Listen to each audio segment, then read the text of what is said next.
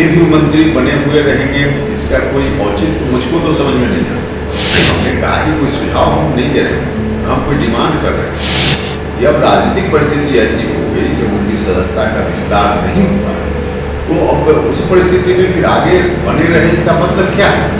नमस्कार, आप देख रहे हैं लाइव सिटीज में हूँ आपके साथ शिवम। केंद्रीय मंत्री आरसीपी सिंह को जेडीयू के तरफ से दोबारा राज्यसभा नहीं भेजा गया। ऐसे में आपको बता दें कि केंद्रीय मंत्री आरसीपी सिंह का राज्यसभा में 7 जुलाई तक का ही कार्यकाल है। उसके बाद वो किसी भी सदन के सदस्य नहीं रहेंगे। ऐसे में अब बिहार के तमाम जेडीयू के नेता या कहने लगे हैं कि अब नैतिकता के आधार पर केंद्रीय मंत्री आरसीपी सिंह को मंत्री पद से इस्तीफा दे देना चाहिए। इसी क्रम में आपको बता दें कि बीते दिनों पहले भी जेडीयू संसदीय बोर्ड के अध्यक्ष उपेंद्र कुशवाहा ने साफ साफ कहा था, उन्होंने यह तक कहा था कि मैं मांग नहीं कर रहा हूं, पर अब आरसीपी सिंह को फैसला ले लेना चाहिए और उन्हें केंद्रीय मंत्री पद से इस्तीफा दे देना चाहिए। क्या कुछ कह रहे हैं जेडीयू संसदीय बोर्ड के अध्यक्ष उपेंद्र कुशवाहा, पहले आप वो सुने। पार्टी करे, इसकी जरूरत कहाँ है? अब जब पार्टी की सदस्यता का विस्तार नहीं हो पाया, उस परिस्थिति में अब जो राजनीतिक परिस्थिति है, अब आगे भी मंत्री बने हुए रहेंगे, इसका कोई औचित्य मुझको तो समझ में नहीं आता। लेकिन उनको अब विचार करना चाहिए। उसमें मेरी कोई सलाह नहीं है, कोई मेरी मांग नहीं है, लेकिन विचार उनको करना चाहिए। अब बने हुए हैं, इसका कोई मतलब नहीं। तो क्या नैतिकता के आधार पर उनको इस्तीफा देना चाहिए? हमने कहा कि कोई सुझाव हम नहीं दे रहे हैं, हम कोई डिमांड कर रहे हैं।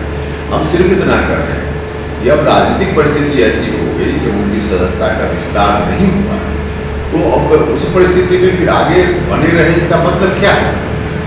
कोई मतलब नहीं। और जब मतलब नहीं है तो उनको डिसीजन लेना है, उसमें हम कोई राय नहीं देंगे। तो आपने साफ तौर पे सुना, केंद्रीय मंत्री आरसीपी सिंह को लेकर एक बार फिर से जेडीयू के संसदीय बोर्ड के अध्यक्ष उपेंद्र कुशवाहा ने बड़ा बयान दिया है और साफ तौर पे कहा है कि अब तो आरसीपी सिंह को फैसला ले लेना चाहिए, क्योंकि वो अब जेडीयू के तरफ से दोबारा राज्यसभा नहीं भेजे गए हैं और 7 जुलाई को जो उनका कार्यकाल है वो ख़त्म हो जाएगा।